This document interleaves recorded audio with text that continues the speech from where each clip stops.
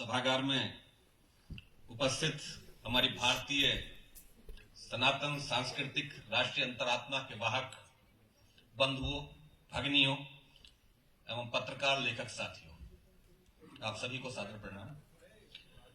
धन्यवाद प्रस्ताव के लिए एक औपचारिक बात होती है।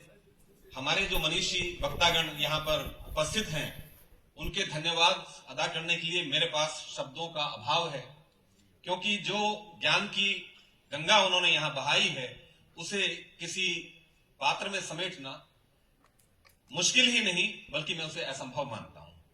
फिर भी धन्यवाद स्वरूप मैं केवल इतना कहना चाहूंगा कि दीप्त हो उठी दिशाएं पाकर पुण्य प्रकाश तुम्हारा, धन्य हुए हम जगाया आपने स्वयं का आत्मबोध हमारा।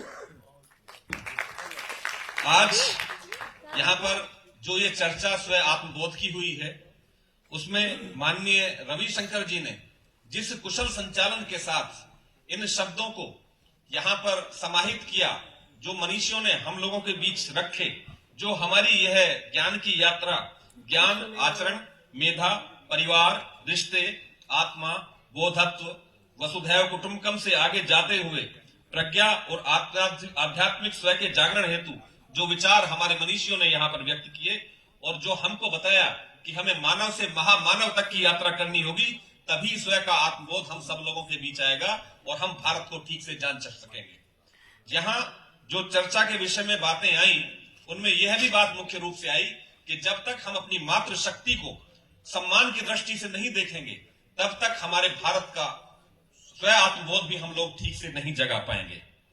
यही नारी की गरिमा की बात जब हम करें तो बिना नारी के देश का, हमारे भारतवर्ष का अस्तित्व भी नहीं आता, क्योंकि हम अपने भारत की भूमि को भारत माता के रूप में पूजते हैं। इसलिए मातृशक्ति हमारे लिए सम्मानित है, माननीय है और हम सब लोग उनको प्रणाम भी करते हैं। और हमारे आज समृद्ध मंच ने हम सब लोगों के बीच इस बात को बड़े अच्छे ढंग से रखा है कि हम समग्र दृष्टि के साथ स्वयं के आत्मबोध को आत्मसात करने के लिए अपने भारत को जाने, अपनी भारतीयता को जाने और सच्चे भारतवासी बनकर हम अपने ज्ञान की मेधा को, अपने विजडम को जन जन के बीच पहुंचाएं और अपने आचरण में ज्ञान को समाहित करें।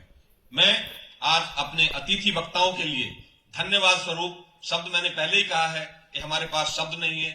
जब मेरी माननीय रविशंकर जी भाई साहब से बात हो रही थी तो वो इतने व्यस्त थे कि उनको किसी कार्यक्रम में जाना था, लेकिन उन्होंने हमारे इस आग्रह को स्वीकार किया और अपने उस जरूरी कार्य को भी बीच में छोड़ दिया। ऐसे मनीषी विद्वान हम लोगों के बीच आकर हमारी जो इन्होंने ज्ञान की गंगा को आगे बढ़ाया है, उसके लिए मैं प्रेरणा परिवार की ओर से आपका बहुत बहुत आभार व्यक्त करता हूं, बहुत बहुत धन्यवाद आपको देता हूं।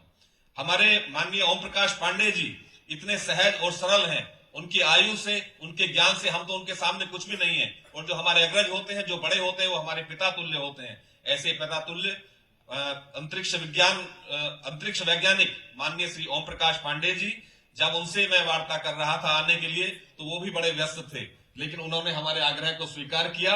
और यहाँ जब उनका वक्तव्य चल रहा था तो हम सभी लोग ऐसा महसूस कर रहे थे कि समय की हमारे पास कमी है, लेकिन समय की वर्जनाएं हैं। मैं आप सब लोगों से क्षमा मांगते हुए कि आपको समय हम पूरा नहीं दे पाए, पुनः हम आपको फिर सुनेंगे। मैं आपका बहुत बहुत आभार व्यक्त करता हूं।